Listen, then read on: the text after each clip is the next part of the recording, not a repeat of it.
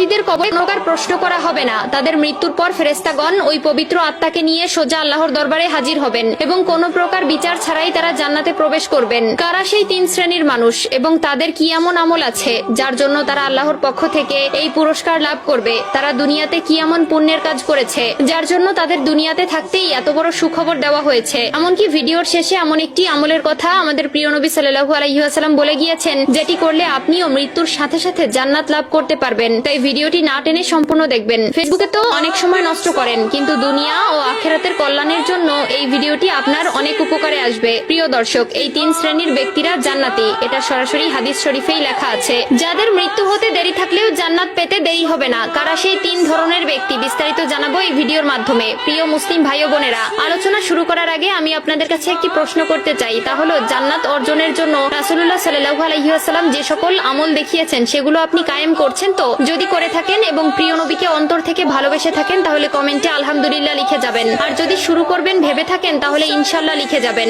ভিডিওটি শেয়ার করার মাধ্যমে অন্য সকল মুসলিম ভাই বোনদের মাঝে ছড়িয়ে দিন। আপনার একটি মাত্র শেয়ারে এই তিন প্রকার জান্নাতি ব্যক্তিদের সম্পর্কে অন্যরাও জানতে পারবে। প্রতিটি মুসলিম ব্যক্তির স্বপ্ন পরকালে জান্নাত লাভ করা। আমরা প্রতিনিয়ত হাজার আমল করে থাকি, কিন্তু কেমন হবে যদি জান্নাত আপনার জন্য অপেক্ষা করে? আপনি যখনই মৃত্যুবরণ করবেন সাথে সাথে জান্নাতের দিকে অগ্রসর হবেন। শুনে আশ্চর্য হচ্ছেন? হ্যাঁ, এমনই তিন ধরনের ব্যক্তি আছে, যাদের মধ্যে প্রথম কাতারের ব্যক্তিবর্গরা হচ্ছেন যারা শহীদ হয়েছেন। এখানে শহীদ বলতে উল্লেখ করে তাদেরকেই বোঝানো হয়েছে যারা দ্বীন ইসলাম প্রচার ও তার রক্ষায় সশস্ত্র কাফেরদের হাতে নিহত হয়েছেন। তবে মহানবী সাল্লাল্লাহু আলাইহি ওয়াসাল্লাম এই এক শ্রেণীর লোক ব্যতীত আরো কিছু মানুষদেরকে শহীদের খেতাব দিয়েছেন, যারা মূলত দুর্ঘটনায় মৃত্যুবরণ করেছেন, তবে আত্মহত্যাকারী চির জাহান্নামী। দ্বিতীয় শ্রেণীর ব্যক্তিবর্গরা হচ্ছেন তারা যারা জুমার দিন বা রাতে মৃত্যুবরণ করবেন। আমরা সকলেই জানি হাদিস ও কোরআনে জুমার দিনকে সাপ্তাহিক ঈদের দিন বলে ঘোষণা দেওয়া হয়েছে এবং এই দিনেই আসরের নামাজের পর আল্লাহ তাআলা তার বান্দাদের অতি নিকটে চলে আসেন এবং